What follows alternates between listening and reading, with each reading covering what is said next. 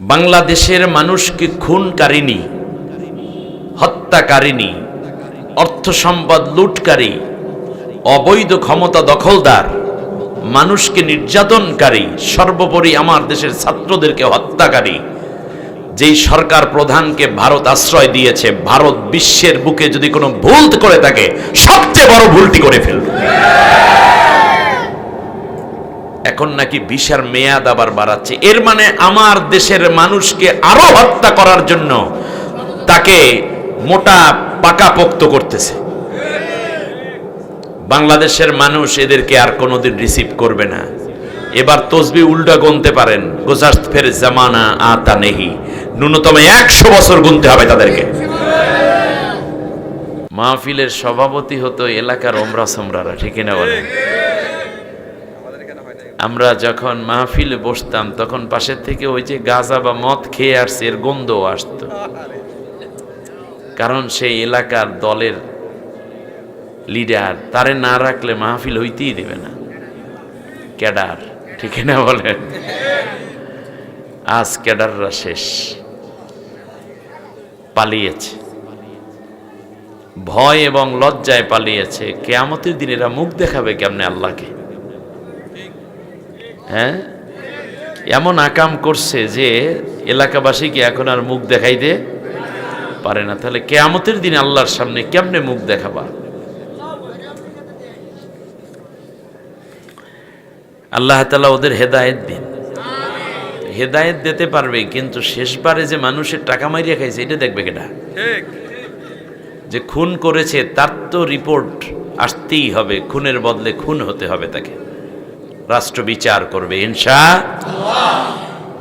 কালামানি আল্লামা সাইদি সাহেবকে ফাঁসি দেওয়ার পর গর্ব করে বলছে, আমি সাইদিকে ফাঁসি দিছি।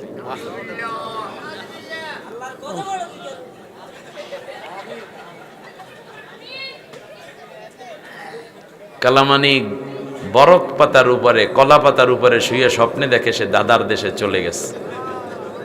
বলতেছে যে আমি কি বাংলাদেশে ফিরে যাওয়ার জন্য এদেশে আসছি?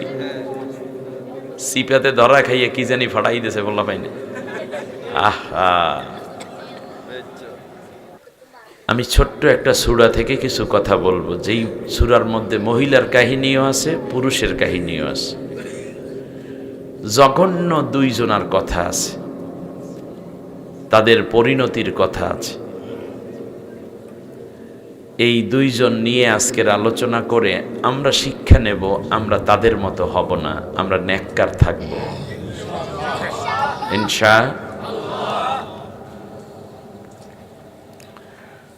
ইনশাআল্লাহুল আজিজ। আসুন আমরা সোজা চলে যাই আল্লাহ রাব্বুল আলামিনের কোরআনের কাছে। সবাই রেডি তো? হ্যাঁ, সবাই রেডি, আলহামদুলিল্লাহ। সবাই পড়েন, আউযু বিল্লাহি মিনাশ শাইতানির রাজীম, বিসমিল্লাহির রাহমানির রাহিম। বিতাড়িত অভিশপ্ত শয়তানের ওয়াসওয়াসা থেকে আল্লাহর আশ্রয় চাই। কার আশ্রয়? নোয়াখালীর ছেলেপান খুব ভদ্র, ওরা দিনদার। মাহফিলের মধ্যে তোমরা আদব দেখাও, আল্লাহ তোমাদের সম্মান বাড়াই দেবে। তুমি কথা বললে অন্যের কথা শুনতে ডিস্টার্ব হয়, ঠিক না? এই লালগেঞ্জি ওলারে ধরেন, এটা কথা কয় বেশি।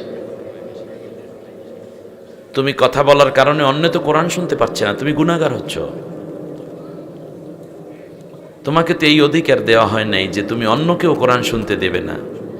তুমি না শোনো, চলে যাও, কিন্তু অন্যকে শুনতে না দিলে সেটা তোমার জন্য আল্লাহর কোনো রহমত থাকবে না, ঠিক না?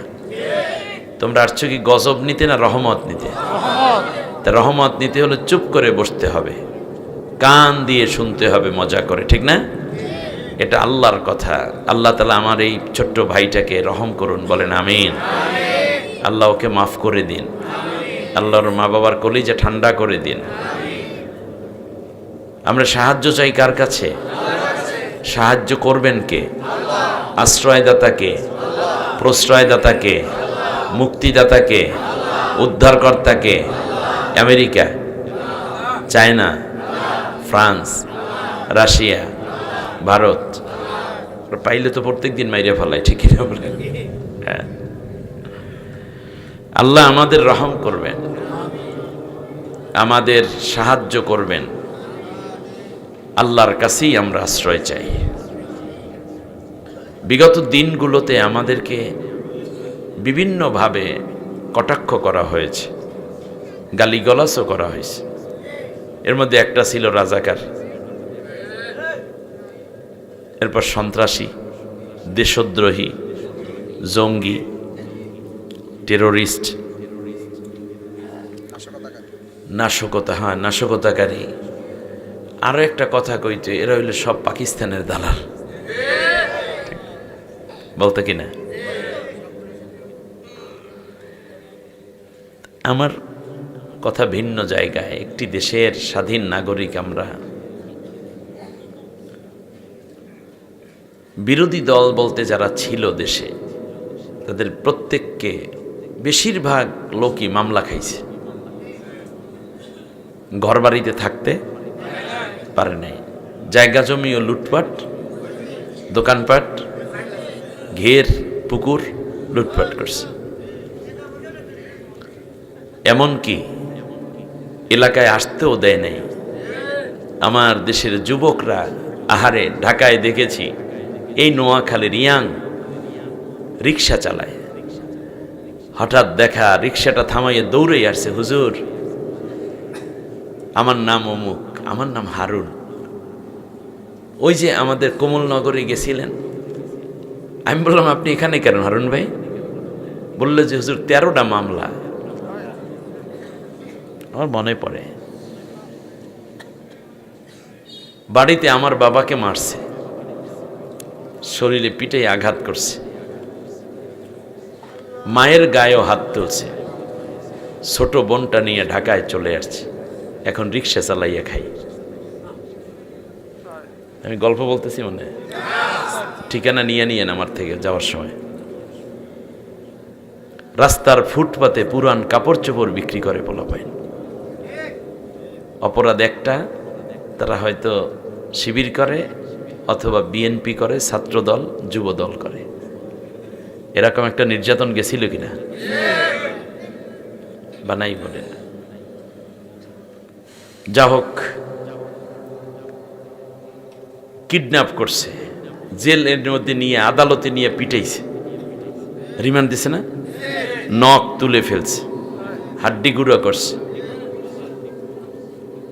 আয়না ঘরে ঢুকাইছে, এমনকি ফাঁসি পর্যন্ত দেছে।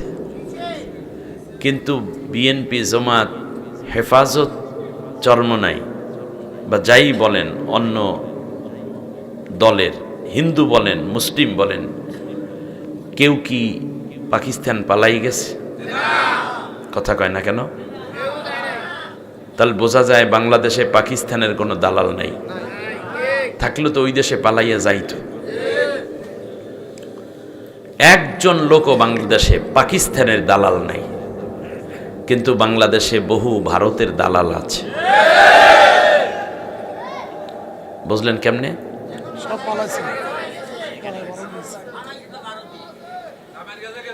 যে যেই দেশের দালাল সে সেই দেশে পালায়। বাংলাদেশের কেউ পাকিস্তান পালায় নাই মানে পাকিস্তানের দালাল নাই, ভারত পালাইছে মানে ভারতের দালাল আছে।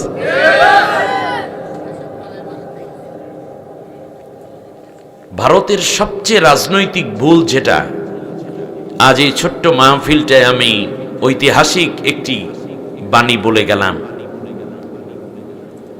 বাংলাদেশের মানুষকে খুনকারিনী, হত্যাকারিনী, অর্থ সম্পদ লুটকারী, অবৈধ ক্ষমতা দখলদার, মানুষকে নির্যাতনকারী, সর্বোপরি আমার দেশের ছাত্রদেরকে হত্যাকারী যেই সরকার প্রধানকে ভারত আশ্রয় দিয়েছে, ভারত বিশ্বের বুকে যদি কোনো ভুল করে থাকে সবচেয়ে বড় ভুলটি করে ফেলবে।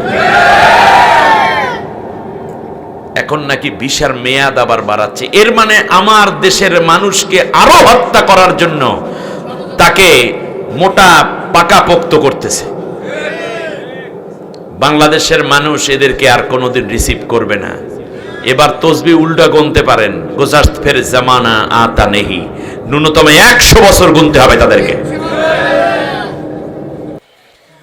আল্লাহ আমার দেশটাকে রহম করুন। আমাদের ঐক্যবদ্ধ থাকতে হবে। ধর্ম, বর্ণ, দল, মত ঊর্ধ্বে উঠে দেশ এবং ইসলামকে সবচেয়ে বেশি প্রায়োরিটি দিতে হবে।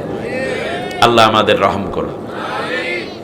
আয়োজিত এই মাহফিলে আমরা আল্লাহর কাছে আশ্রয় চাই। আমাদের আশ্রয়দাতা আল্লাহ ছাড়া আর কেউ নাই। পরম করুণাময়, অসীম দয়ালু আল্লাহর নামে শুরু করছি।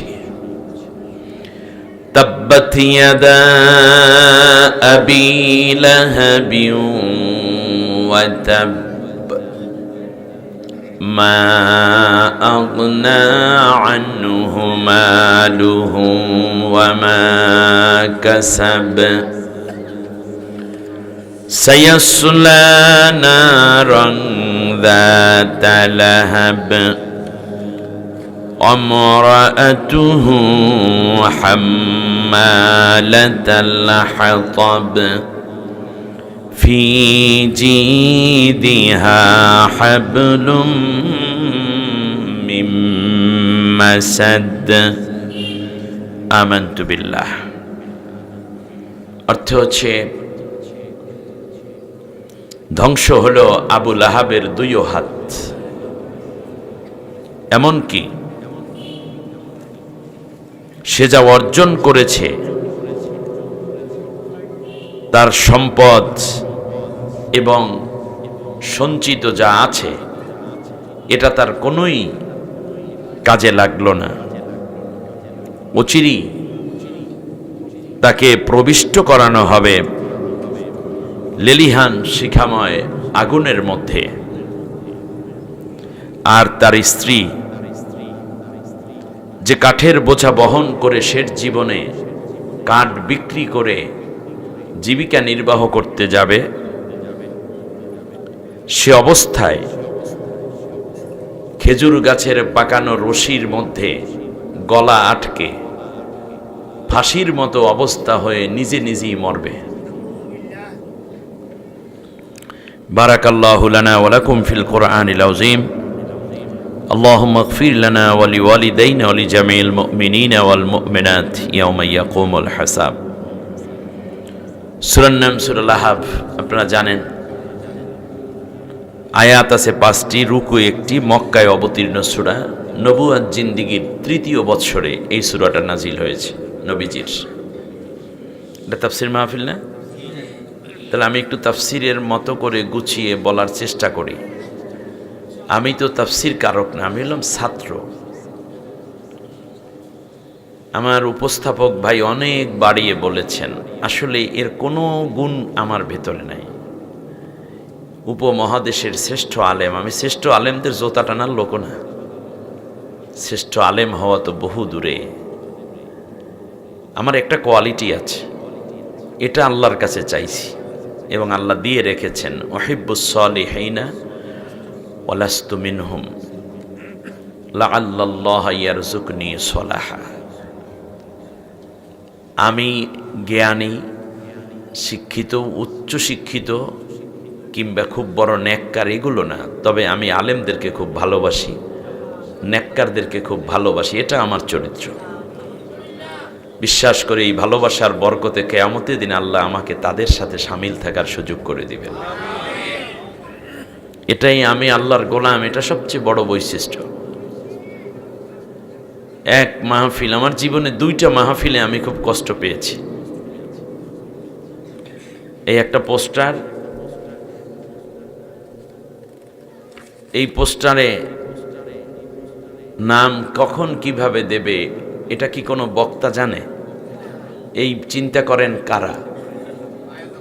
আয়োজকরা, রাইট। আয়োজকের দৃষ্টিতে যার নাম উপরে দেওয়ার কথা উপরে দেয়, নিচে দেওয়ার কথা নিচে দেয়।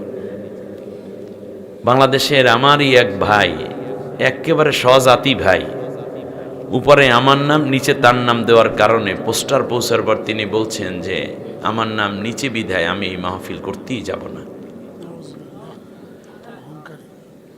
আমি নামটা নিলাম না। ভাইটার জন্য দোয়া করা ছাড়া আমরা কি কিছু করতে পারি? আমি নাম বললে আপনারা আশ্চর্যান্বিত হবেন যে এত বড় মুখলেস দায়ী কেমনে এটা করলো। আমারও খুব কলিজার মানুষ, আমি জানিই না।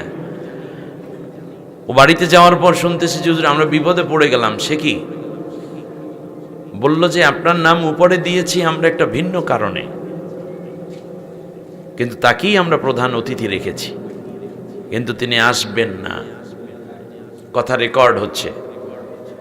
আমি সহ সব দায়ী ইলাল্লাহ যেন সংশোধন হতে পারেন সেই জন্য কথাটা বলছি। তিনি আসলেনই না। এ পর্যন্ত বলছে যে আপনি যখন টাইম চান হুজুরের আগে আপনি চাইলে আগে দেব, পরে চাইলে পরে দেব, কিন্তু প্লিজ আমাদের মাহফিলটা নষ্ট কইরেন না। বলছে তার নাম উপরে দিবে, আমার কাছে বলো নাই কেন, অনুমতি নাও নাই কেন? আমি কথাটা বোঝাতে পেরেছি? আমি কিন্তু বানিয়ে বলছি, আমি এমনি তো অসুস্থ মানুষ। আমি এই কথাটা বললাম এই জন্য যে এই রোগও আমাদের কারো কারো আছে। খুব রিসেন্টলি উপরে আমার নাম দিয়ে রেখেছে, ওনার নাম বিশেষ অতিথি রাখছে কেন? বিশেষ অতিথি তো শেষে ওয়াজ করে না, যে প্রধান সে শেষে করবে। শেষকালে মাহফিল কর্তৃপক্ষ নোয়া খেললে তো এরা ওই সব জিনিস তেল দেয় না, ঠিক না? নোয়াখালীদের নিজস্ব একটা ইগো আছে, ব্যক্তিত্ব আছে, এরা ব্যক্তিত্ব বিলিয়ে দেয় না। টাকা দেয়, পয়সা দেয়, মাইর দেয়, কিন্তু ব্যক্তিত্ব বিক্রি করে না। এটা কিন্তু খুব ভালো, এটা রাখবেন, এটা রাখবেন। প্রয়োজনে অনেক কিছু হারাবেন, কিন্তু ব্যক্তিত্ব একবার হারালে আর পাবেন না। বলে দিয়েছে 10 মিনিটের মধ্যে আপনি ওয়াজ শেষ করবেন, স্টেজে বসবেন, 10 মিনিট আপনার টাইম, এরপর শেখ জামাল কথা বলবে। কি ঠিক আছে না? একদম ঠিক আছে। এখানে যদি নাম না থাকে, পোস্টারে কোনো নাম নাই, কিন্তু আমি কোরআনের কথা বলার সুযোগ দিয়েছেন আপনারা, আমি কথা বলেছি, এই পোস্টার বাদ। ওই কথার দ্বারা যদি একজন মানুষ হেদায়েত পায়, পুরো মাহফিল সফল, আমি জামাল উদ্দিনও সফল। নামটা জরুরি না কামটা জরুরি? দুনিয়ার সব পোস্টারে আমার নাম উঠলো, আল্লাহর রহমতের খাতায় আমার নাম নাই। আমার মতো হতভাগা মানুষ পৃথিবীতে আর নাই। পৃথিবীর কোনো পোস্টারে নাম নাই, কিন্তু আল্লাহ তার রহমতের খাতায় গুনাহগারের নামটা লিখেছেন রহমতের খাতার মধ্যে। আমার জীবন সফল।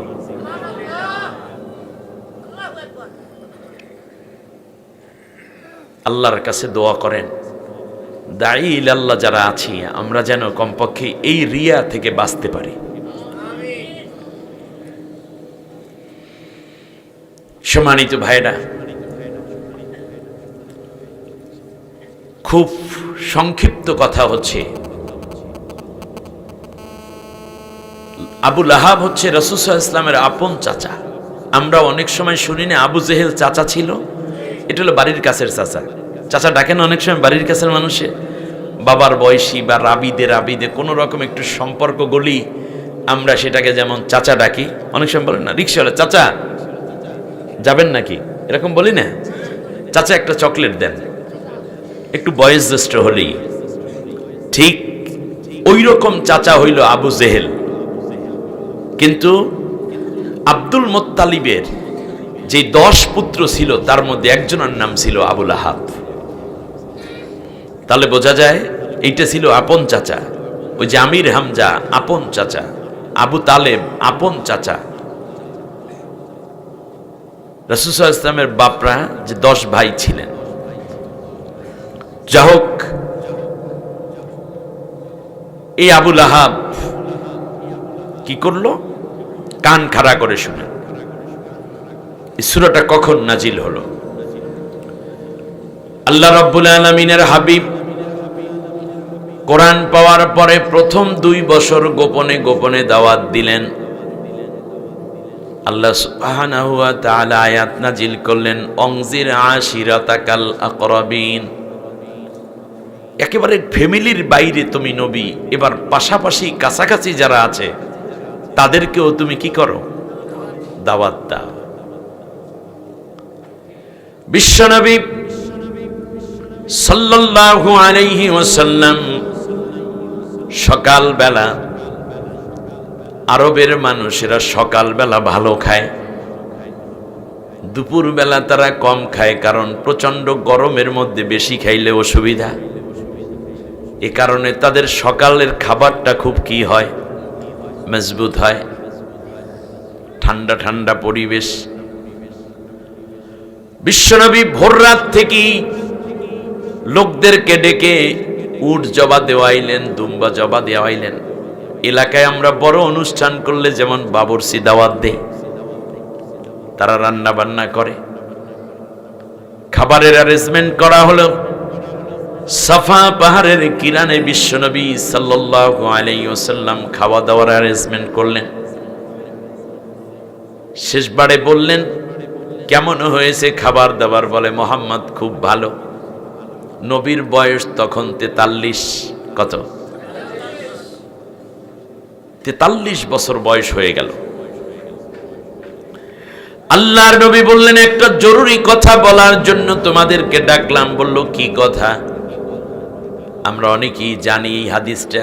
নবী বললেন, আমি যদি বলি পাহাড়ের ওপার থেকে একদল সশস্ত্র বাহিনী এই মুহূর্তে আক্রমণ করে আমাদেরকে শেষ করে দিবে, তোমরা কি বিশ্বাস করো?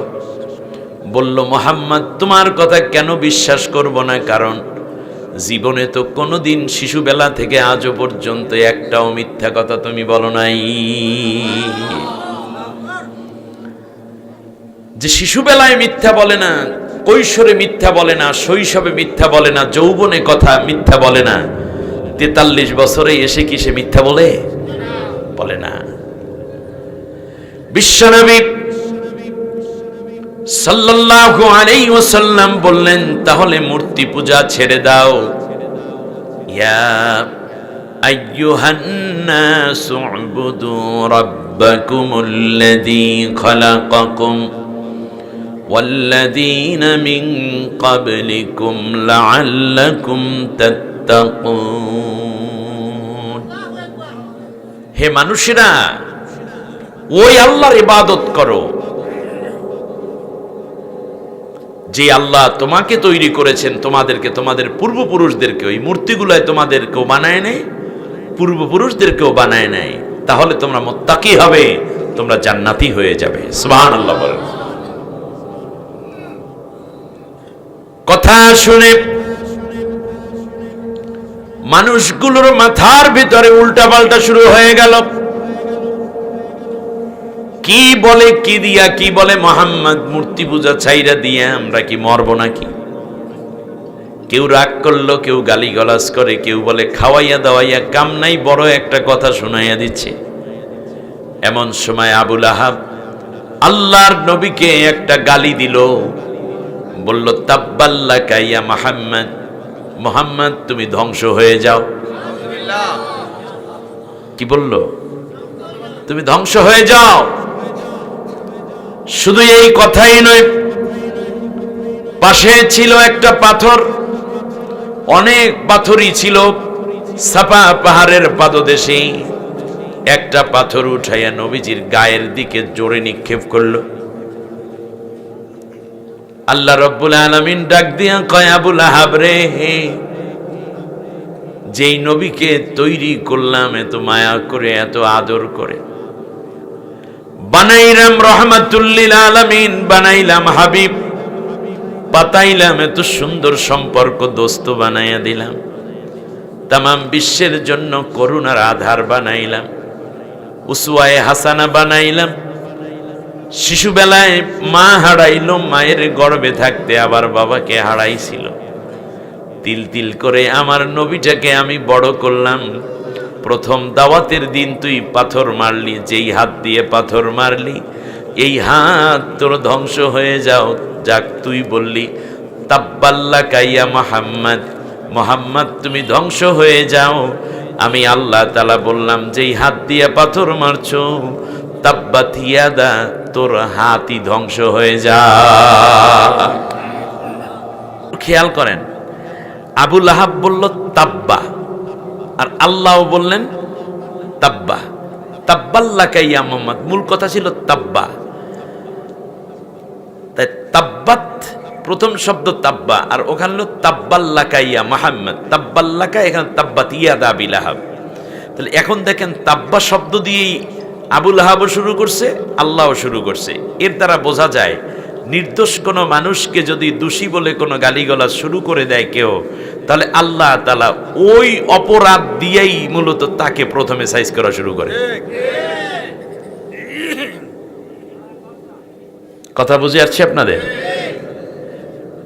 যারা নির্দোষ আলেম ওলামাদেরকে জেনাকার বলেছিল, আর 14 গোষ্ঠীরে আল্লাহ তাআলা ধর্ষণকারী বানাইয়া জম্মের মতো ছোট ছাত্র, যুবক, বৃদ্ধ, বৃদ্ধা সবগুলাকে দিয়া আল্লাহ ধর্ষণ করাইয়া তারপর ওদের পুরো কমটাকে, পুরো দলটাকেই যেন ধর্ষণ দল বানাই ছাইড়া দিছে।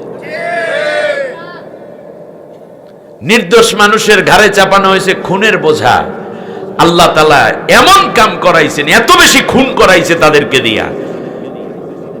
বাংলাদেশে যদি খুনি দল বলতে কোনো একটাকে বোঝায়, তাহলে তাদের কি বোঝায়? আমি নাম নিয়ে আজকে তাফসীর মাহফিলকে ছোট করতে পারবো না আমি। তাহলে আপনারা বুঝতেছেন কিনা? বানাইছিল, আলেমদেরকে বলছে ওরা চোর। ওই কবে যেন সাইদি সাহেবের ব্যাপারে বলা হয়েছে হিন্দু বাড়ির কাশের বাটি, প্লেট, কলসি এইগুলা চুরি করে নিয়ে যাইতেছিল। এইটা দেখছে কে? 4 মাইল দূর থেকে একজনে দেখছে। আল্লাহ তাআলা ওর 14 গোষ্ঠী পুরা সবগুলারে, এলাকার একটা ছোট্ট পিচ্ছি নেতাকেও দিয়েও আল্লাহ তাআলা জাতির সম্পদ চুরি করাইয়া পুরো সোরা দল বানাইয়া তারপর দেশ থেকে বিদায় করেছে। ফাকাদ ইহতামালা বুহতানা ওয়া ইসমান মুবিনা। যারা অপরাধ করো নিজে আর অন্যের ঘাড়ে চাপাইয়ে দাও সেই দোষ, আমি আল্লাহ তাআলা ওই দোষ তোদের ঘাড়ে কড়াইয়া দিয়া তোদেরকে ওই উপাধি লওয়াইয়া তারপরে দেশ থেকে বিদায় করব। আমার মনে হয় অনেক কিছু শেখার আছে এখানে। আল্লাহ রাব্বুল আলামিন বললেন, তাব্বাত ইয়াদা, ইয়াদা ইয়াদাইনে ছিল, দুইও হাত ধ্বংস হোক। পাথর মারছে কয়াত দিয়া, কিন্তু আল্লাহ কয় কয়াত ধ্বংস হইবে। কারণ কি? কারণ হইল আপনারা দেখবেন 2 হাত দিয়া যদি মারে একটা ভারী জিনিস বেশি যায় না। 1 হাত দিয়া যদি মারে তাহলে জোর পায় না বেশি, আর 1 হাত শেল্টার দেয়।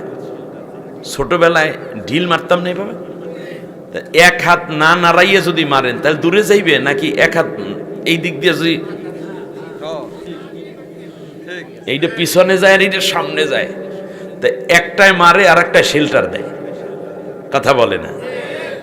একটায় মারে আর একটায় সহযোগিতা করে, হেল্প করে। এইটা হেল্প না করলে এইটাই বেশি শক্তি পায় না। তা আবু লাহাব মারছে 1 হাত দিয়া, আর এইটাই কি দেছে?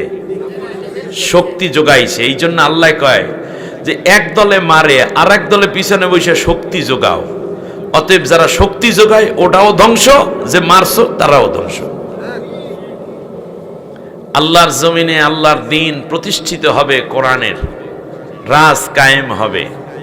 এর বিরোধিতা করছে একদল ডাইরেক্ট, আর এক দল কেউ লেখনী দ্বারা শক্তি যোগাইছে। পত্রিকায় রঙ্গিলা লেখা দেছো, টেলিভিশনে উল্টাপাল্টা কথা বলছো, মিথ্যা সাক্ষ্য দিয়েছো, কেউ পেছনে বৈশা বুজুর্গগিরি করছো, আর মাজলুমদেরকে ধরিয়ে দেওয়ার জন্য পুলিশকে চাদরের মধ্যে ফোন রেখে কইছে, হ্যালো, এলাকায় ওই যে যেই ছেলেটা ওই শিবির করতো না, ওই কিন্তু আসছে। এরকম কপাল পড়া ছিল কি ছিল না? আল্লাহ কয় ওই যেটা মারছে ওটাও শেষ, পিছনে যেটা শেল্টার দেছো এটাও শেষ। তাব্বাত ইয়াদা আবি লাহাব। আমার কথা আপনাদের বুঝে আসতেছে? খুব সংক্ষেপে শেষ করব তো, এই জন্য ডিটেইলার বললাম। তাহলে আমরা কি কোনো অন্যায়কে সাপোর্ট দিলেও তারাও আল্লাহর কাছে কি হয়ে যাবে? দোষী হয়ে যাবে। আল্লাহ রাব্বুল আলামিন বলেন, মাইয়াশফা শাফাআতান হাসানাতান ইয়াকুল লাহু নাসীবুম মিনহা ওয়া মাইয়াশফা শাফাআতান সাইয়্যাতান ইয়াকুল লাহু কিফলুম মিনহা। যারা ভালো কাজে সুপারিশ করবা, আমি আল্লাহ ভালো কাজের একটা অংশ তাদের আমলনামায় দান করব। আর যদি কেউ অপরাধের কাজে সহযোগিতা করো, তাহলেও আমি আল্লাহ ওয়াদা করলাম ওই যারা সহযোগিতা করবে তাদের আমলনামায় একটা গুনার সমান সওয়াব দান করে দেব, সমান গুনাহ এবং অপরাধ দান করে দেব। নাউজুবিল্লাহ পড়েন। অতএব একদল ক্ষমতায় গেছে, ক্ষমতায় যাইয়া অবৈধভাবে ক্ষমতায় গেছে, আর এক দলে যাওয়ার জন্য শেল্টার দিয়েছেন। অনেক লোক আছে, ওনারা তো গেছে মনে করেন 9টার সময় ক্ষমতায়, সকাল, কিন্তু রাতে যারা ভোট বাক্স বইরা দিয়ে দিয়েছেন এক্সের সিলমাইরা, তারাও গুনাহ থেকে বাঁচতে পারবেন না, কারণ আপনি সহযোগী। বলেন আপনি কি সহযোগী? সহযোগী হওয়ার অপরাধে আল্লাহ তাআলা বললেন ওর বাম হাতও শেষ, ডাইন হাতও শেষ। তাব্বাত ইয়াদা। আপনি বুঝতে পারেন বাইতুল মুকাররমের খতিব সাহেবের মতো মানুষ, এর মানে কি? এর মানে হচ্ছে অন্যায়ের সহযোগী হলে তাদের পরিণতি কি হয় আল্লাহ চোখের সামনে। তবু আমার মায়া হয় কোন আলেম এভাবে হওয়াটা আমার জন্য দুঃখজনক। তবে আল্লামা সাইদি সাহেবের ফাঁসি চাইয়া যেই বুজুর্গ বিআইসাফ শাহবাগে উইশ করতে গিয়েছিলেন, বাংলাদেশের আলেমদের উচিত তাকে বিচারের কাঠগড়ায় দাঁড় করানো করা। ঘৃণা তোমাদের জন্য, গোলামীর শেষ সীমা পর্যন্ত তাগুত জালেমকে তোমরাই টেকায় রাখছিলা অল্প কয়েকটা হালুয়া রুটির আশায়। আল্লাহ কোরআনের মধ্যে বলেছেন মাসালুহু কামাসালিল কলব। এই রকম আলেম যারা হবে জালেমকে সাহায্য করবে, মানে রাখবা তাদের উদাহরণ হচ্ছে কুকুরের মতো।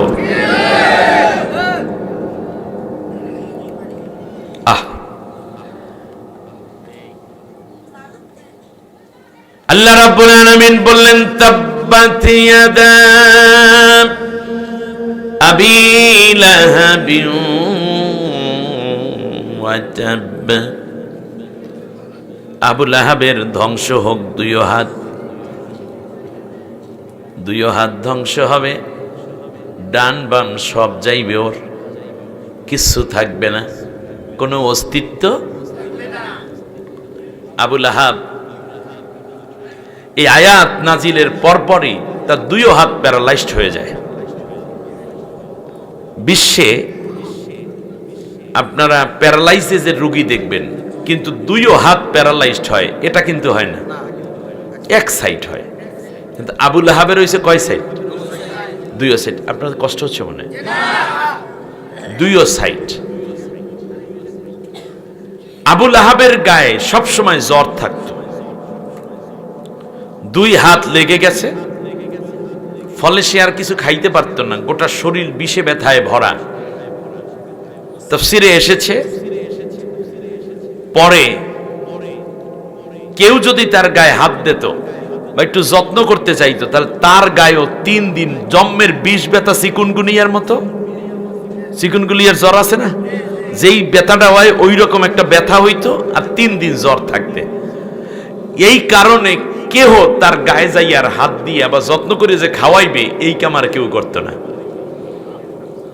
কি করেছে? শেষ পর্যন্ত 4 দিয়ে বেড়া দিয়েছে। বেড়া বোঝেন? খুঁটি গেড়ে দিয়েছে নির্দিষ্ট জায়গায়, ওইটার মধ্যেই তার পায়খানা, ওইটার মধ্যে প্রস্রাব। কেউ পরিষ্কার করতে গেলে তাহলে তারই ওই অসুস্থতা আসতো। দূর থেকে রুটি এইভাবে ফিক মাইরা দিত, আর আবু লাহাব ওইটা মুখ দিয়ে উঠাইয়া খাইতো। কোন কোন ক্ষেত্রে ওই নিজের পেশাব পায়খানার মধ্যে যাইয়া রুটি পড়তেই ওইটা সহই উঠাইয়া কামড়াই খাওয়া লাগতো। ইসলামের বিরোধিতা যারা করে,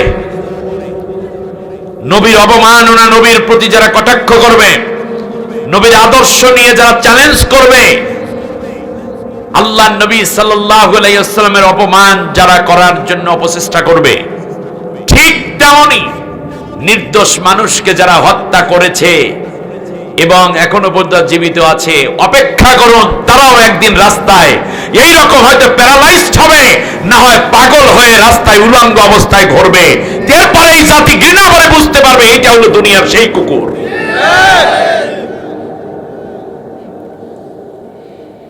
আপনারা মনে করেছেন দিন শেষ হয়ে গেছে, না, শুরু হয়েছে। আয়না ঘরের মতো এত বড় নির্যাতন সেল কেন বানাইছিল? কোন পশুকে, পাগলা কুকুরকেও তো মানুষ এত শাস্তি দেয় না। তাব্বাত ইয়াদা আবি লাহাব ওয়া তাব, সব ধ্বংস, যা সে অর্জন করেছে তাও ধ্বংস। টাকা পয়সা কোনো কাজে লাগছে? কোনো কাজে লাগে নাই।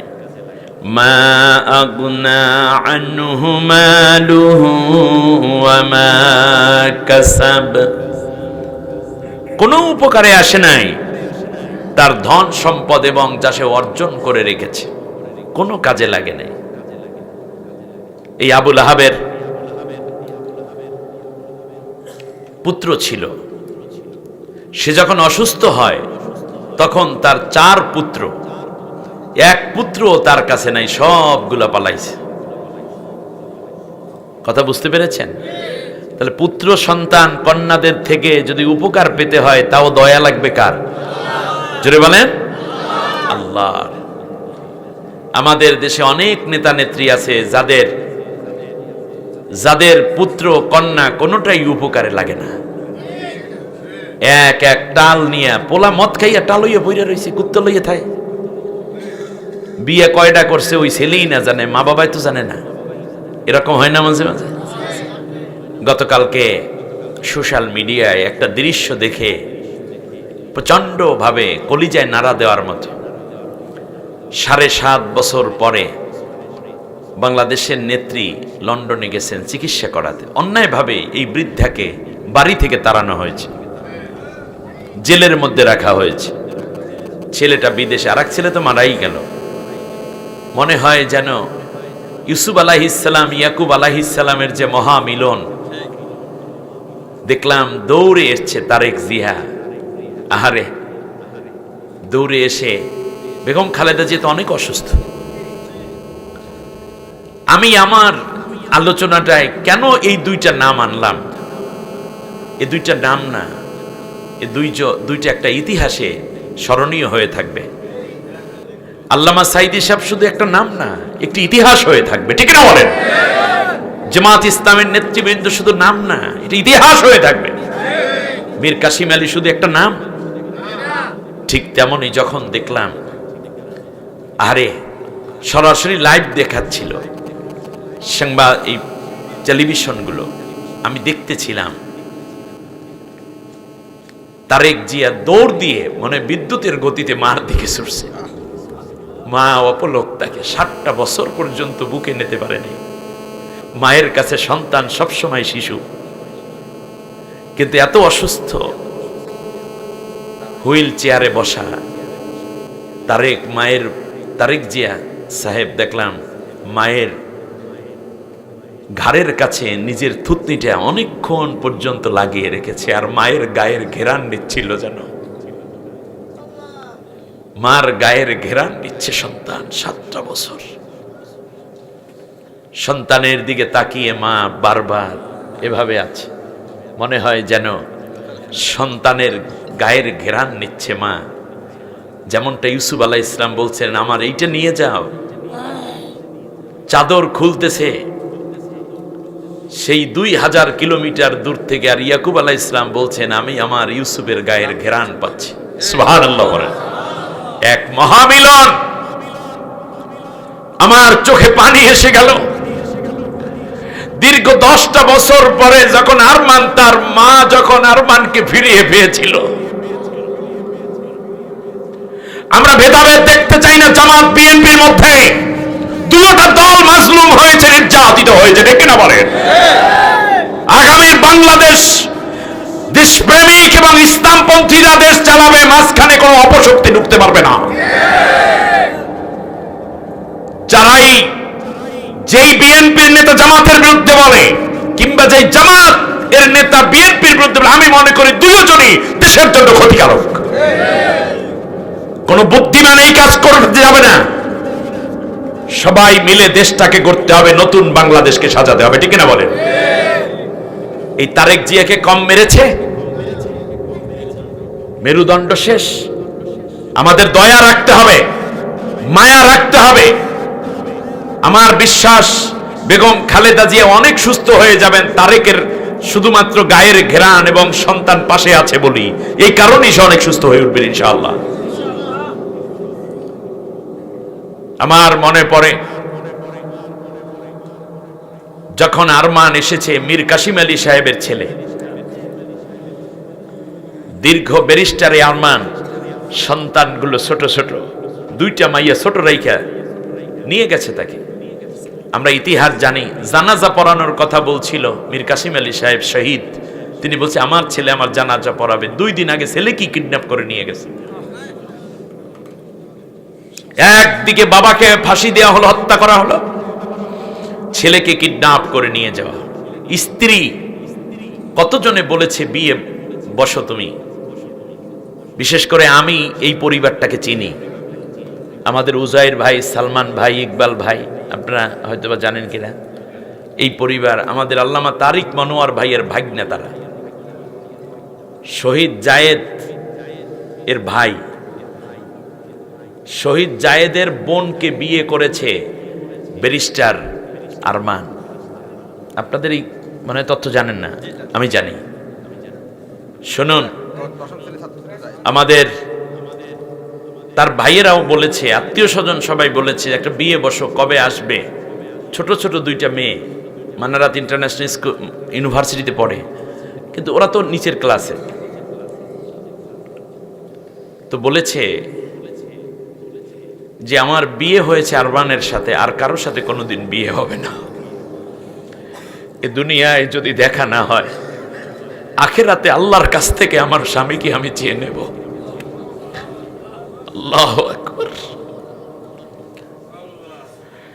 আমরা শুধু পুরুষের জেল আর ফাঁসির কথা জানি, কত নারীরা যে তাদের ধৈর্যের পরাকাষ্ঠা দিয়েছে ইসলামী আন্দোলনের জন্য, তাদের দিকে আমরা তাকালে মনে করবেন যে না, আজ এই যুগের সুমাইয়া, আয়েশা, খাদিজা, ফাতেমা, জয়নব আল গাজালি বহুত ঘরে ঘরে তৈরি হয়ে আছে।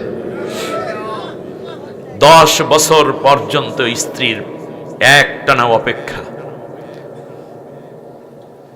তবুও তো আমাদের তারেক জিয়া সাহেব দেশের বাইরে আছেন, কিন্তু মাকে পায় নাই, বাবাকে হয়তোবা তার দোয়া স্পর্শ নিতে পারেন নাই। কতবার মনে হয় যেন, বারবার মনে হচ্ছিল যে তারেক এই বেগম জিয়া মরে যাচ্ছেন, মরে যাচ্ছেন। আমার মনে হয় সন্তানের সাথে শেষ মিলনটুকু হবে। আল্লাহ তাআলা এই জন্য বাঁচাইয়া রাখছেন। সুবহানাল্লাহ। আমরা দোয়া করি, আল্লাহ তার বান্দিকে সুস্থ রাখুন, সুস্থ করে দিন। তিনি ইসলাম বিরোধী না, এই পরিবারটা ইসলামের পক্ষ শক্তি, আলেমদেরকে ভালোবাসেন এবং বাংলাদেশে ইসলামপন্থীদেরকে সবচেয়ে ভালোবেসেছে যদি কোনো সরকার প্রধান, তাহলে তার নাম প্রথম ছিলেন শহীদ প্রেসিডেন্ট জিয়াউর রহমান, ঠিক না? অতএব দ্বন্দ্ব করতে আমরা যাব না। দ্বন্দ্ব করতে গেলেই শয়তান আমাদের মধ্যে একটা সুযোগ তালাশ করবে। এই সুযোগ আমরা দেব না, এই সুযোগ কাউকে নিতে দেব না। সবাই রাজি কিনা কও? মিলেমিশে বাস করব। জালেমদেরকে বাদ দিয়ে 2 দল মাজলুম হয়েছি, সুতরাং মাজলুমরা ঐক্যবদ্ধ থাকতে হবে। সবাই রাজি কিনা বলেন? ইনশাআল্লাহ।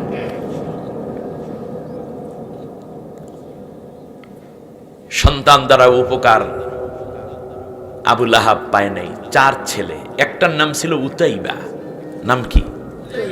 উতাইবা। বিশ্বনবী সাল্লাল্লাহু আলাইহি ওয়াসাল্লাম হেঁটে যাচ্ছেন, এই উতাইবা বাবার সাথে যাচ্ছে সফরে, যাচ্ছে ব্যবসায় সিরিয়ায়। এক কাফেলায় 142 জন। কতজন ব্যবসায়ী? 142 জনের কাফেলায় আরবের মানুষ যাচ্ছে। তখন তো গাড়ি ছিল না, ঘোড়ায় চড়ে যাচ্ছে সিরিয়ায় মক্কা থেকে। বিশ্বনবী সাল্লাল্লাহু আলাইহি ওয়াসাল্লাম মক্কার উপকণ্ঠে একাই কি যেন করতেছিলেন। এমন সময় উতাইবা তার বাবা আবু লাহাবকে ডাক দিয়ে বলে, আব্বা, ওই দেখা যাচ্ছে মোহাম্মদকে কিছু করে আসবো নাকি? কয়, কি করতে চাও?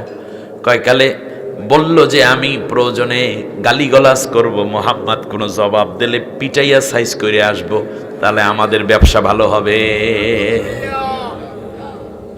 দেখছেন জালেম কারে কয়?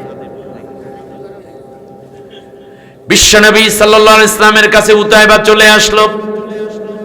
নবী দেখতে পেলেন ওদের বিশাল কাফেলা, 142টা ঘোড়া, এর মধ্যে কারো উটও আছে, বোঝা আবার উটের পিঠে ঘোড়ার পিঠে। নবীর কাছে এসে সমানে গালিগালাজ করছে, সমানে গালিগালাজ। তার কারণে আবু লাহাবের গোষ্ঠীরা গালিগালাজ ছাড়া কিচ্ছু দিতে পারে না, ঠিক কিনা?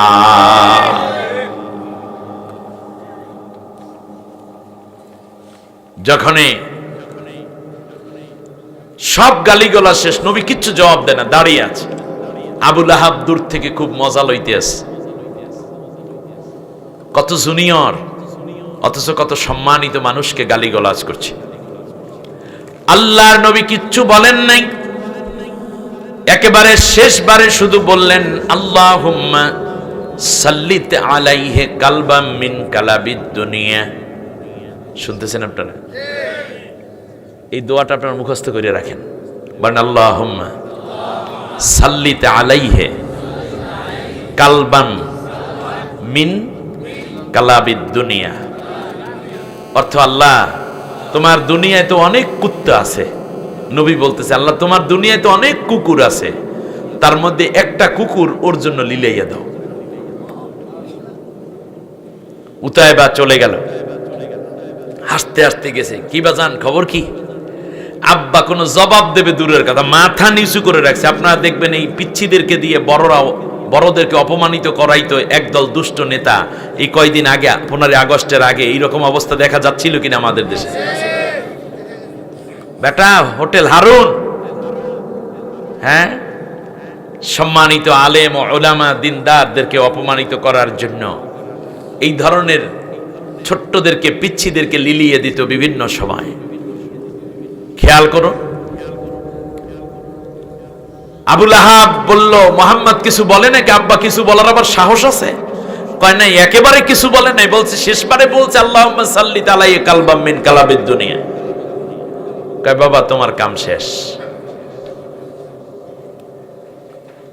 ছেলেকে কিছু না বলে সামনে হাঁটালেন। কিছু দূর যাওয়ার পর সন্ধ্যা নেমে আসলো। বলল যে, তোমরা উতাইবাকে একেবারে মাঝখানে রাখো, তোমরা চারপাশ দিয়ে একটু বেড়া দিয়ে রাখো, সিকিউরিটি করে রাখো। সিকিউরিটেড করা হলো। শেষ পর্যন্ত দেখতেছে গভীর রাত, শত হইল পিতা, ঘুম আসে না। মোহাম্মদের বদদোয়া দোয়া দুইটা কাজে লাগে, এটা আবু লাহাব জানত।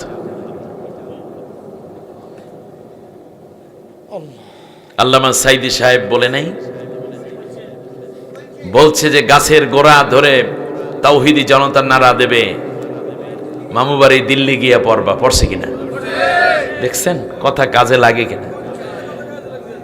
ইঁদুরের গর্ত খুঁজে পাবে না, সেই অবস্থা হয়েছে কিনা? সামনে যা বলছেন তাও হবে ইনশাআল্লাহ। আমার ভাইয়েরা,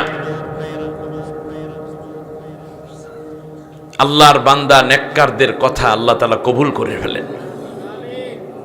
তোমরা অনুচিত কাজ করেছিলা, এবার খেয়াল করো।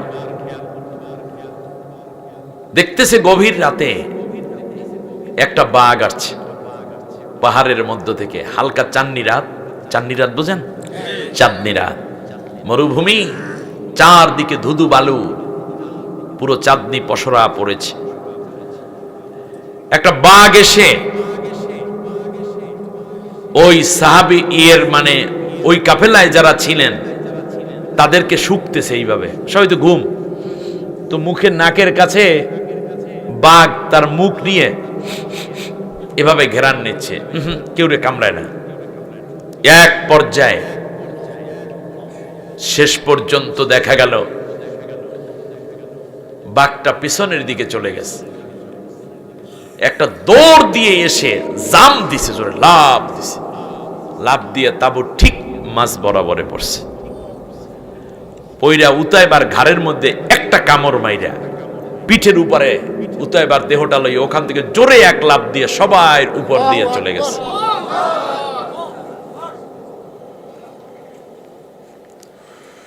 পাহাড়ের ঢালে নিয়ে, পাহাড়ের পাদদেশে নিয়ে ওর কলিজাটা খাইছে, রক্তগুলা খাইছে, বুকটাকে ছিঁড়েছে। কিছুক্ষণ পরে আবু লাহাব বলে, তোমরা সবাই ওঠো, উতাইবাকে তালাশ করতে হবে। আলো নিয়ে বেরিয়ে পড়ল, ঘুরতে ঘুরতে দেখে ওই পাহাড়ের কিনারে তার লাশটা পড়ে আছে, রক্ত এখনো গরম, এই একটু আগে খাইয়ে গেছে। আমার ভাইরা মনে রাখবেন, যারা এই পৃথিবীতে দিনদারদেরকে কষ্ট দেয়, ইন্নাল্লাযীনা ফাতানুল মুমিনিনা ওয়াল মুমিনাত সুম্মা লাম ইয়াতুবু ফালাহুম আযাবু জাহান্নামা ওয়া লাহুম আযাবুল হারিক। যারা মোমেনদেরকে কষ্ট দেয়, মোমেন নারী পুরুষদেরকে, তাদের জন্য দুনিয়ায় রয়েছে চূড়ান্ত কষ্টদায়ক শাস্তি, আখিরাতে রয়েছে অনন্ত চিরন্তন জাহান্নামের ব্যবস্থা। তোমাদের কষ্ট কেউ ফিরাইতে পারবে না। মনে করেছে পলায়ন করে চলে গেছি, মনে হয় বড় ভালো আছি, না। আমার বিশ্বাস এই ভারতের গভর্নমেন্ট চেঞ্জ হবে খুব অচিরেই, এবং ওখান থেকে সন্ত্রাসীদেরকে বহিষ্কার করা হবে। তাব্বাত ইয়াদা আবি লাহাবিন ওয়া তাব মা আগনা আনহু মালুহু ওয়া মা কাসাব। কোনো উপকারে আসে নাই, ছেলেরা চলে গেছে। আবু লাহাব একা পায়খানা মিশাইয়া মনে করে ওইটাই আখের গুড়, এই হিসাব করে রুটির সাথে মিশিয়ে খায়। সায়াসলা নারান যাতা লাহাব, লেলিহান আগুনের শিখার মধ্যে অচিরেই তাকে নিক্ষেপ করা হবে। ওয়াদাকার আল্লাহ। আপনারা বলতে পারেন, হুজুর নবীজির গায়ে পাথর মারে কামেরা, আল্লাহ নবীর সাহাবীদেরকে হত্যা করে কত কাফেরেরা। উহুদের ময়দানে নবীর দান দান শহীদ হয়, লোহার শলাকা মাথার ভিতর ঢুকে পড়ে। কিন্তু আবু লাহাবের উপরে আল্লাহ এত খেপা কেন? কেন খেপা জানেন? তার কারণ আবু লাহাব হইল নিজের ঘরের মানুষ, এত চেনে এত জানে, এরপরেও যেহেতু বিরোধিতা করে, এই কারণে আল্লাহ বেশি রাগ। আবু লাহাবের স্ত্রীর নাম ছিল উম্মে জামিলা। নাম কি? উম্মে জামিলা বলতেছি, ও আরবের মানুষেরা, মুহাম্মদকে কি তোমরা আমার চেয়ে বেশি চিনো? আমি চাচি কোলে পিঠে করে এই ছেলেটারে বড় করেছি। এর মতো বড় মিথ্যাবাদী, এর মতো বড় ধুরন্ধর, এর মতো বেশি চতুর এই পৃথিবীতে আর কেউ নাই। এই কারণে তোমাদের সবাইকে সে জাদু কইরা ফেলাইছে। কবিতা বানাইল, মুজাম্মামান আসাইনা আমরাহু আবাইনা ওয়াদিনাহু কলাইনা। মুহাম্মদ শব্দের অর্থ মহাপ্রশংসিত, আর মুজাম্মাম শব্দের অর্থ সবচেয়ে বেশি নিকৃষ্ট। আল্লাহ কয় মুহাম্মদ, আর উম্মে জামিলা বলে মুজাম্মাম। খেয়াল করেছেন আপনি?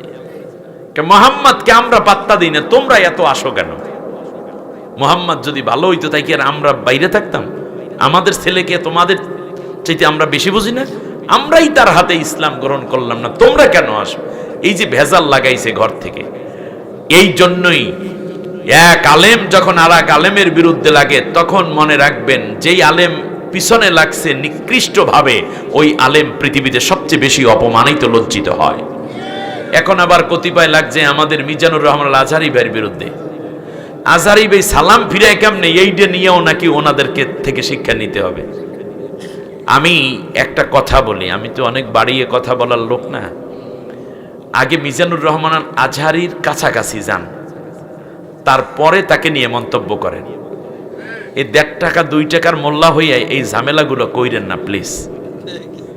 এতে আপনারা নিজেরা পাতলা হইতে আছেন, মানুষের কাছে আপনারাই ছোট হইতে আছেন। অতএব আল্লাহ যাকে বড় করেন আমরা তাকে সম্মান করতে শিখি। মিজানুর রহমান আজহারি ভাইকে আল্লাহ বড় করেছেন, আমরা কি করব? আমরা দোয়া করব। আল্লাহ চাইলে তো জামালউদ্দিনকে তার চেয়ে বড় করে দিতে পারেন, ঠিক না বলেন? সমস্যা কোথায়? আল্লাহর কাছে কি একজন আজহারি থাকবে না কোটি আজহারি হতে পারে?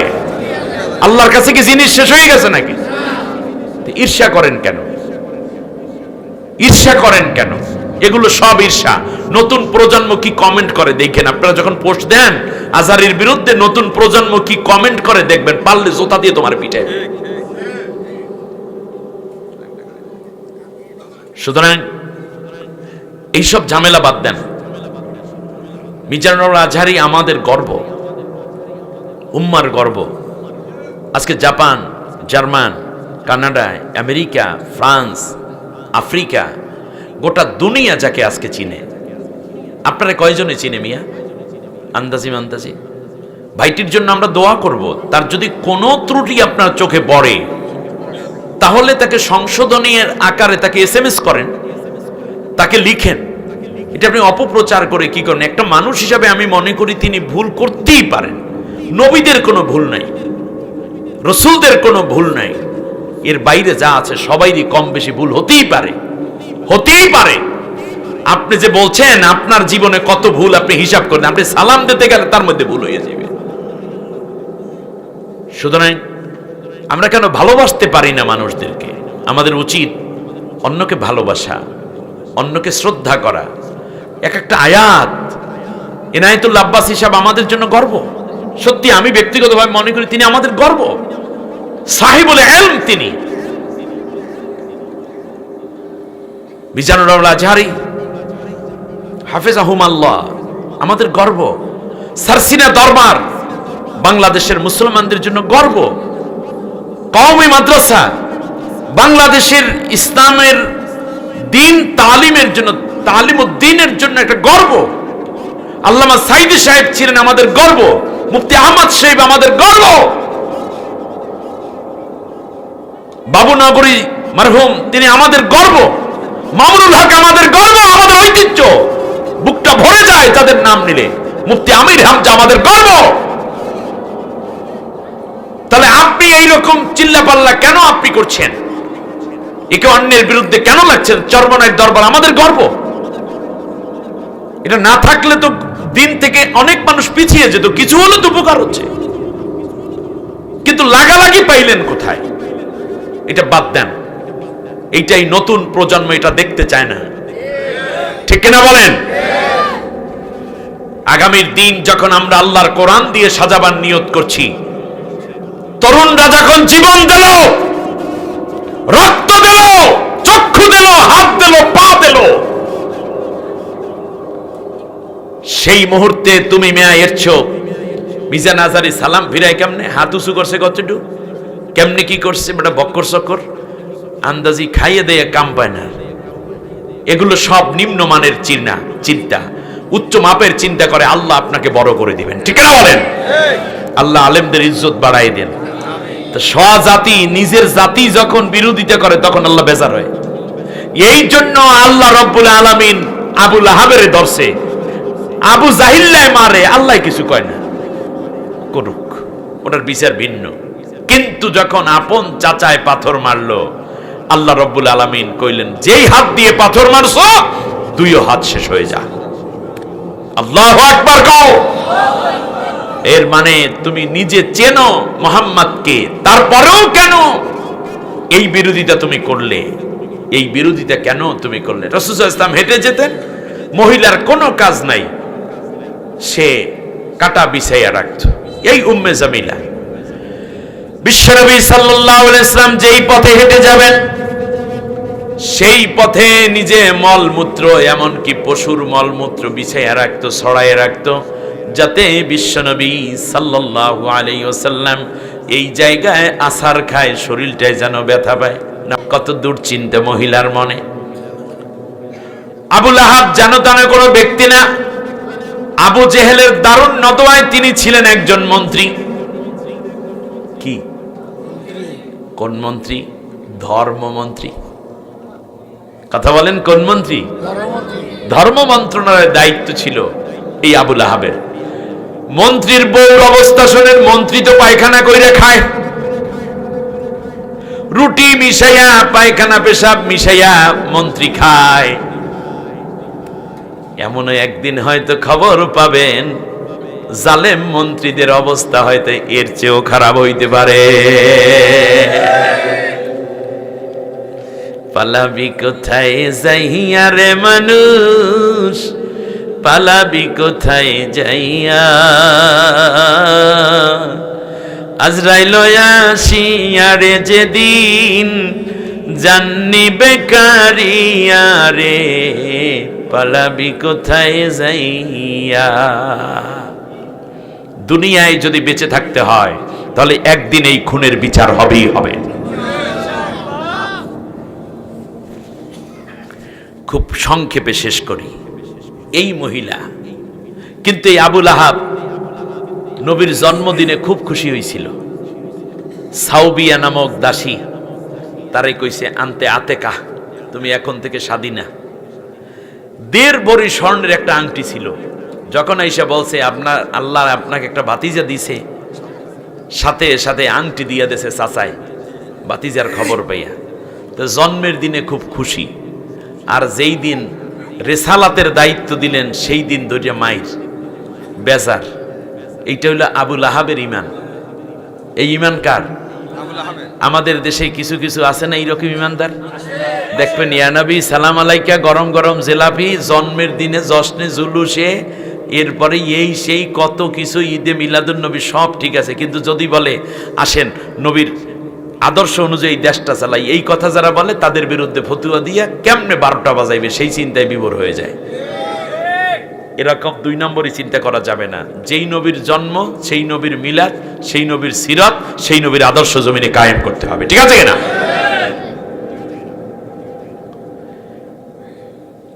আল্লাহ রাব্বুল আলামিন বলেন, শোনো, আমরাআতুহু হাম্মালাতাল হাতাব। এবার মন্ত্রীর বউর খবর নেন। মন্ত্রী তো ওইদিকে বেতাল অবস্থায়, আর মন্ত্রীর বউ এইদিকে ছেলে মেয়েগুলায় একটাও মায়েরও জিজ্ঞেস করে না, মা বাবাকে জিজ্ঞেস করে নাই। উতয়বা টুতয়বা তো মরার পর যা ছিল তারাও কি করলো না, আর খোঁজ খবর নিল না। আপনারা অনেক মন্ত্রীর বাসায় গিয়া দেখেন যে ছেলে কোন মেয়ে লইয়া বৈশা রইছে, আড্ডা দেয়, মদ খাইয়া মাতলামি করে, বাবার খবর নাই। এখন তো মন্ত্রীরা পলাইছে, সব মন্ত্রীরা পলায় নাই, আছে।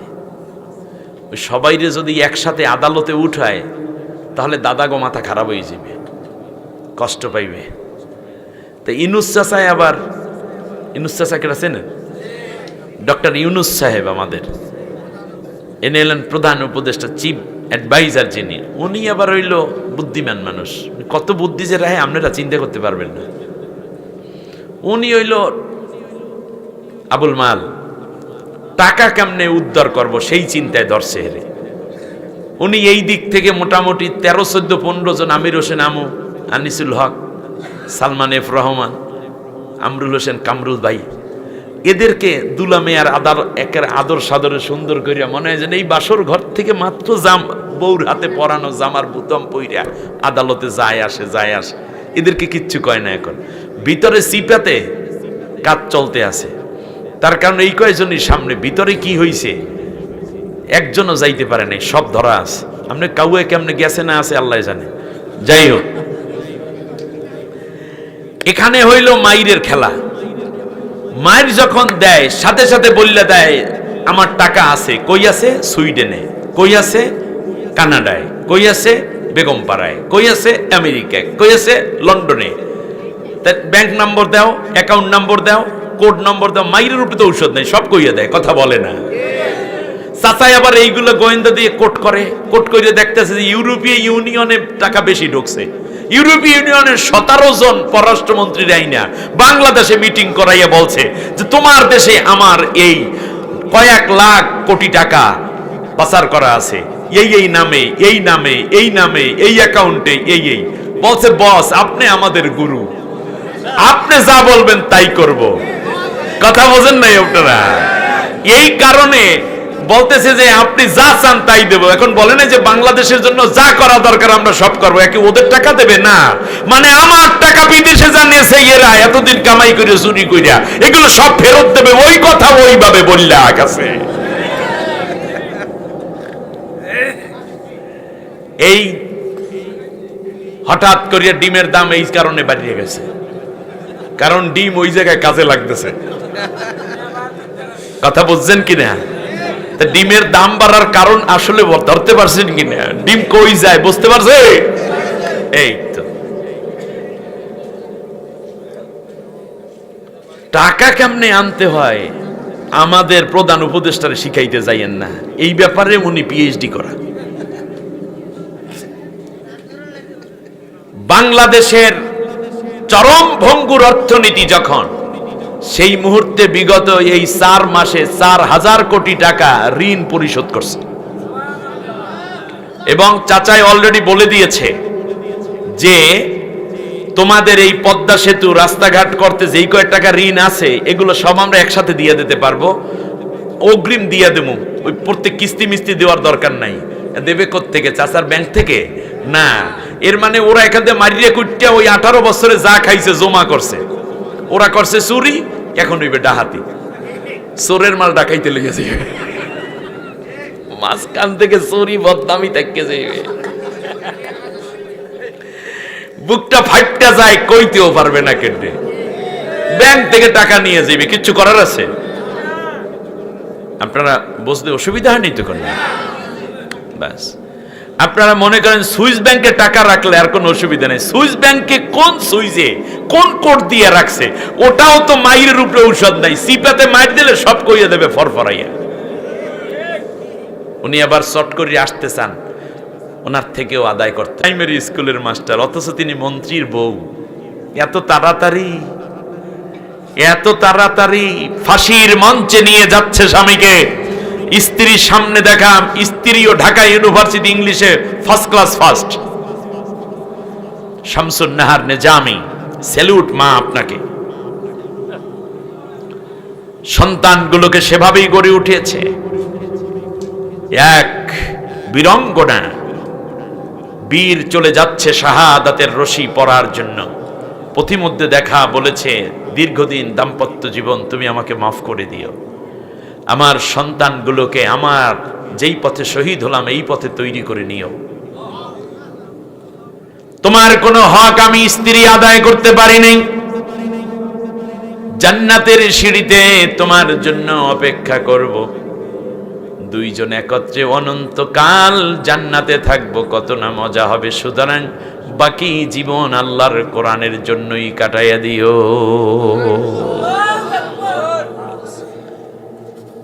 এমন পীড়ন, আর মাত্র ধরলো তাতেই কাপড় নষ্ট। দরবেশ চাচা,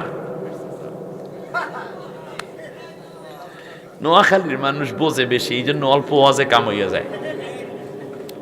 আমি আবার এমন হুজুর মারি অ্যাঙ্গেলে, বোঝা যায়? এই তো বুঝতে ফেলেছি। আমরাতুহু হাম্মালাতাল হাতাব, ছেলেগুলা চলে গেছে, স্বামী ঘরের মধ্যে ওই অবস্থায় পইরা রইল। বলুন দেখি এগুলো কে করেন? ওই আল্লাহ এখন নাই?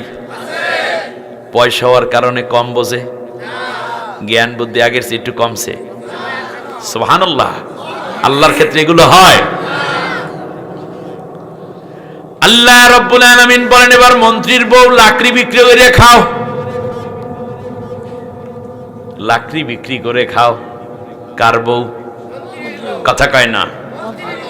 নাম কি? উম্মে জামিলা। বনে যায়,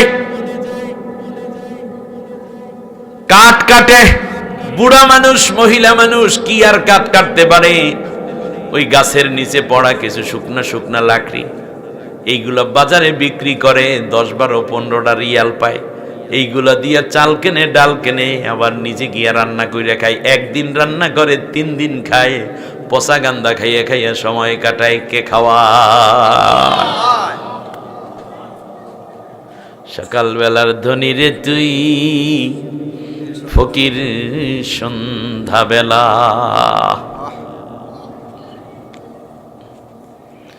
ভাইরা আমার, খেয়াল করুন, আস্তে করে একদিন মহিলা যখন দেখতে পাইল এই আয়াত নাজিল হইছে, তৃতীয় নবুয়তের 3য় বৎসরে, ঘটনা ঘটছে যাইয়া 8ম বৎসরে। আল্লাহ রব্বুল আলামিন আগে বললেন, 5 বছর পরে বাস্তবতা আসলো। মহিলা যায়, আরব দেশে স্বাভাবিকভাবে রশি পাকানোর তখন উপাদান ছিল খেজুরের, বড় বড় খুরমা খেজুরের পাতাগুলা লম্বা হয়। এই পাতাগুলোকে প্রথমে এরা চিরুনির মতো ছিঁড়ে, হ্যাঁ, পাতলা পাতলা করে, চিকন চিকন করে। এইগুলো হালকা শুকা দেয়। তারপর 4-5টার সাথে মোড়াইয়া মোড়াইয়া একটা রশির মতো বানায়। বুঝতে পারছেন মনে হয়? পাকাইয়া কি করে? রশি বানায়, যেমন পাটের মতোই, জাস্ট এইটা একটু ভিন্ন। পুরুষ মানুষ শক্ত করিয়া 2 পুরুষে নাড়া, ক্ষেতের খের আছে না, নাড়া যেটাকে বলে, অথবা খড় কুটা, অথবা লাকড়ির বোঝা, এইগুলো এত শক্ত করিয়া বাঁধে, তারপরও ঢিল হইয়া যায় এক পর্যায়ে, ঠিক না? ধানের আটা যেটা আডি, এটা অনেক সময় এত 2 পুরুষে শক্ত করিয়া বাঁধে, চাপে চাপে, এরপরও কি হয়? লুজ হইয়া যায়। তাই মহিলা বাঁধছে, খুব শক্ত হয়েছে না লুজ হয়েছে? আজ লাকড়ি বেশি পাইয়া বোঝা একটু বেশি লইছে মহিলা। মাথার মধ্যে 76 বছর বয়সের বুড়ির মাথার মধ্যে লাকড়ির বোঝা। বয়স কয় বছর? 76 বছর। লাকড়ির বোঝা, এক হাত দিয়া লাকড়ি ধরছে, আর এক হাত দিয়া লাঠিতে ভর দিয়া দিয়া যায়। হঠাৎ করিয়া মাথা গেছে লাকড়ির ভিতর ঢুকিয়া, আর লাকড়িগুলো পড়ে গেছে পিছনের দিকে। তা মাথা গেছে লাকড়ির বোঝার ভিতরে। মাথা গেছে কোথায়? লাকড়ির ভিতরে। আর বোঝা গেছে সাথে সাথে রশিটা এসে পড়ছে গলার মধ্যে। এই অবস্থায় পড়িয়া সিটপটার কুল্লু খালাস, মরিয়া গেছে। কি গেছে? মরিয়া গেছে। ফি জিদিহা হাবলুম, আল্লাহর আয়াত বাস্তবায়ন হয়েছে কিনা? রাস্তার পাশে পইরা রয়েছে, কুত্তায় আইসা হয়তো দেখতেছে। মানুষেরা কয় এইটা এরম লেখা। অতএব বোঝা যায় কেউ তারে মারা লাগে নাই, নিজের মরণ নিজেই হয়েছে। অন্যরে ফাঁসি দিতে যাইয়া নিজের ফাঁসি নিজেই আত্মহত্যা করছে, ঠিক না? ওয়েট করেন, ওয়েট করেন, সময়ের ব্যবধানে এই দৃশ্য হয়তো এই জাতি দেখতে পারে।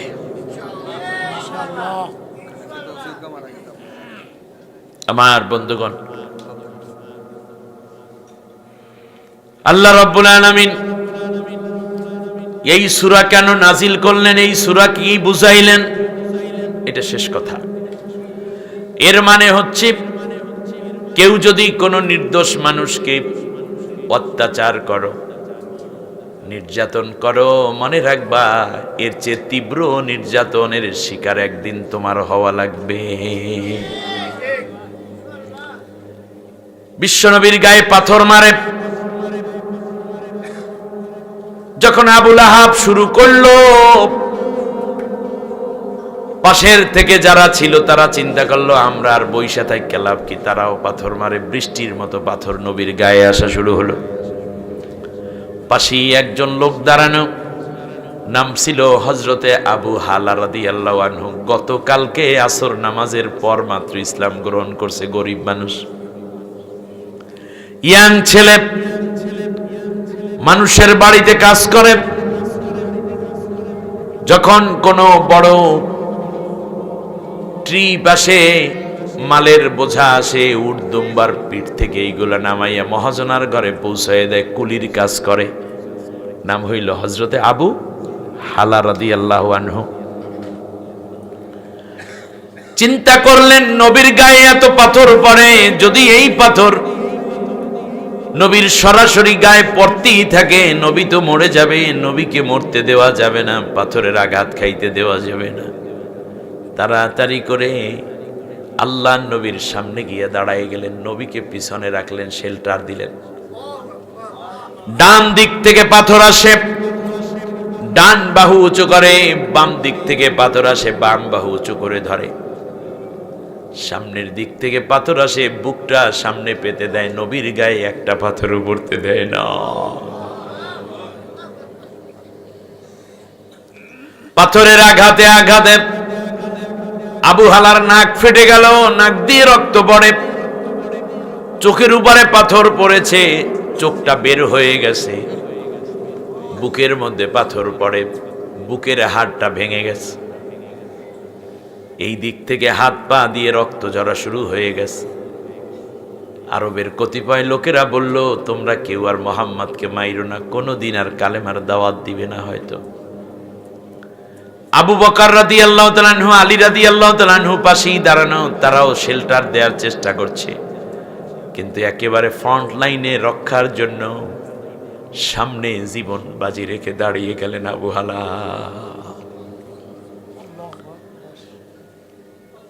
রক্ত প্রচুর যাচ্ছে, একটা চোখ পড়ে গেল,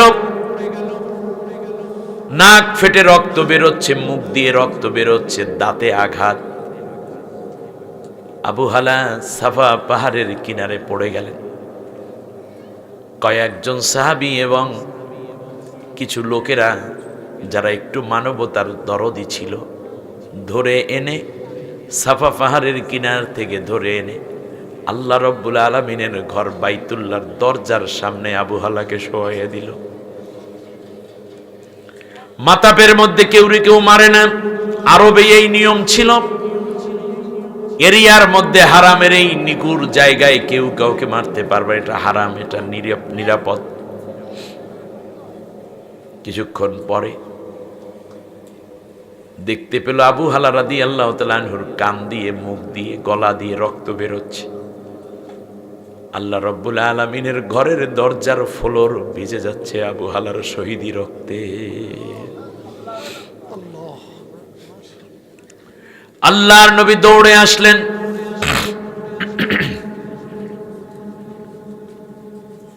নবীজি আবু হালা রাদিয়াল্লাহু আনহুর পাশে বসলেন, তার চেহারার মধ্যে হাত বোলায়,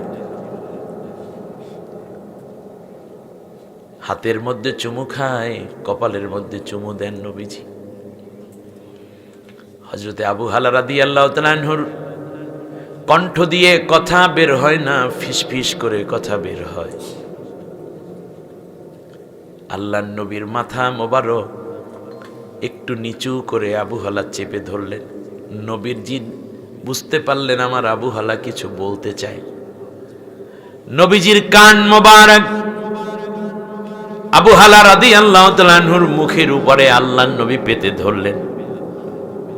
আবু হালার দুই চোখ বেয়ে দর দর করে পানি ঝরতেছে, ঠোঁট দুইটা কাঁপতেছে। আবু হালা ফিসফিস করে বলে, ইয়া রাসূলুল্লাহ, ইয়া হাবিবাল্লাহ, সারাটা জীবন মূর্তি পূজা করেছি, মদ পান করেছিলাম, জেনা ব্যভিচার করেছি, খুন খারাপিতে লিপ্ত ছিলাম, ডাকাতি করতাম, মাঝে মাঝে কিছু কাজকর্মও করতাম। হালাল হারাম বুঝতাম না, আল্লাহকে চিনতাম না, আখিরাত বুঝতাম না। গতকালকে মাত্র কালেমা পড়ে মুসলমান হলাম। মনে বড় আশা ছিল, দীর্ঘদিন ইসলামের কাজ করব, আপনার খেদমত করব, আপনার পাশে থেকে থেকে আপনার রুহানি ফায়াজ ফয়ুজাত, আপনার রহমতের দৃষ্টি এবং নেক কাজের তালিম নেব। কিন্তু আমার এই তৌফিক মনে হয় আর হলো না। তার কারণ আমার নাকের মধ্যে এখন আমি জান্নাতের সুঘ্রাণ পেতেছি।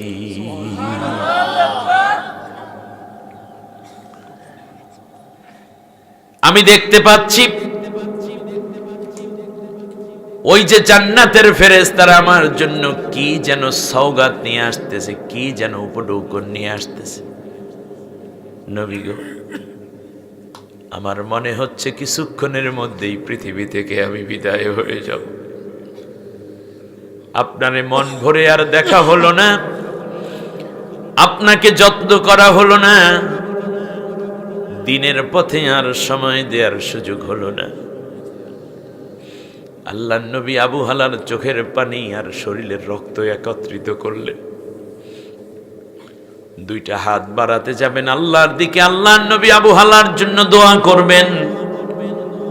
এমন সময় আল্লাহর নবীকে লক্ষ্য করে আবু হালা বলে, ইয়া রাসূলুল্লাহ, ওই জান্নাতের মধ্যে তো অনেক সুখ, আপনি বলেছেন হুর থাকবে, গেলেমান থাকবে, সেবক থাকবে, সেবিকা থাকবে, খানা দানা সব থাকবে।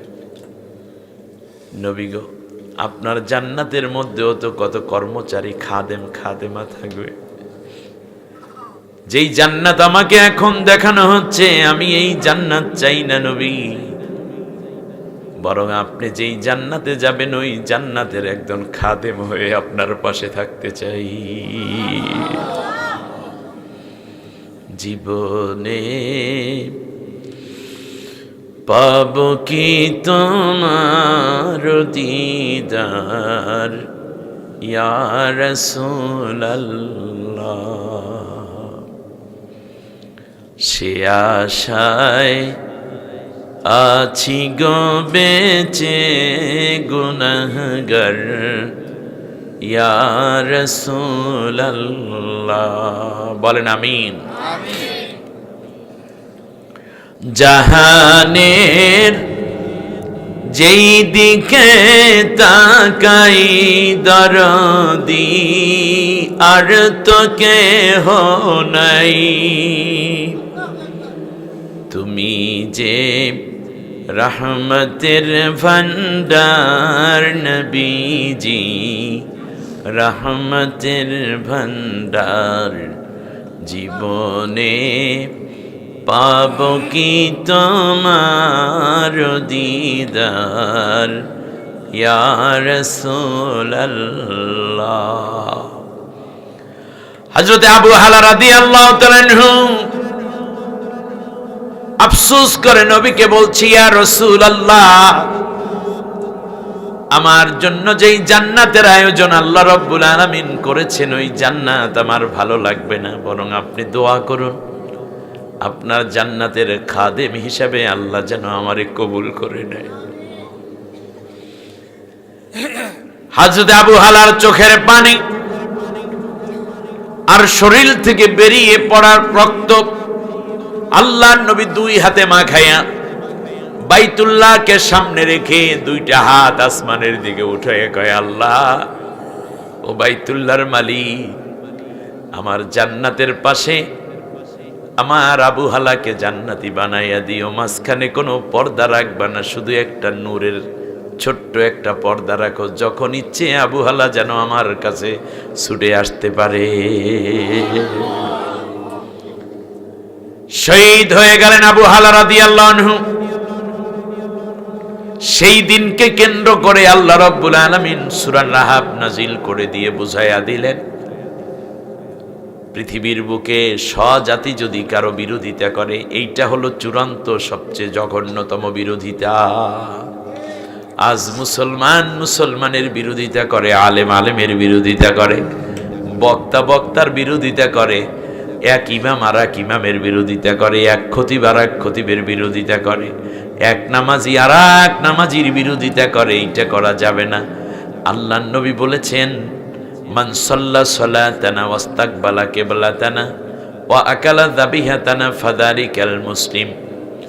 যদি কেউ আমাদের নামাজের মতো নামাজ পড়ে, আমাদের কেবলাকে যদি কেবলা মানে, আর আমাদের জবেহ করা প্রাণীগুলো যদি খায়, তাহলে সে তোমার মুসলমান ভাই।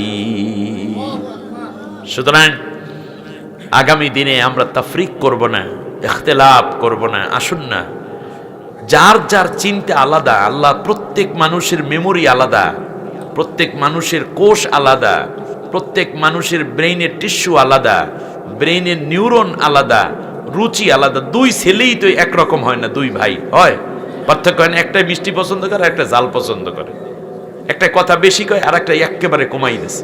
এরকম হয় কি হয় না? দুই মেয়ে, আপনার দুইটা মেয়ে কি একরকম হয়? হয় না।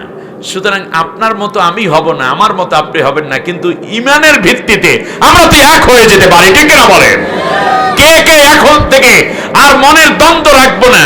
আমরা ইসলামের ভিত্তিতে এক নবীর উম্মত, এক আল্লাহর গোলাম, এক কাবা, এক কোরআন, এক উম্মত, এক কিবলা, এক ঈমান, এই ভিত্তিতে আমরা ঐক্যবদ্ধ থাকবো। কে কে রাজি? দুইটা হাত উঁচু করে। আল্লাহ তুমি আমাদেরকে কবুল করো, আমাদেরকে ঐক্যবদ্ধভাবে ইসলামের সাথে থাকার তৌফিক দাও, দেশ রক্ষায় আমাদেরকে ঐক্যবদ্ধ হয়ে কাজ করার তৌফিক দান করো। আমিন। সুবহানাকাল্লাহুম্মা বিহামদিক আশহাদু আল্লা ইলাহা ইল্লা আনতা আস্তাগফিরুকা ওয়া আতুবু ইলাইক। একবার আলহামদু, তিনবার কুল হুয়াল্লাহ পড়েন, কবর জিয়ারত নিয়ত।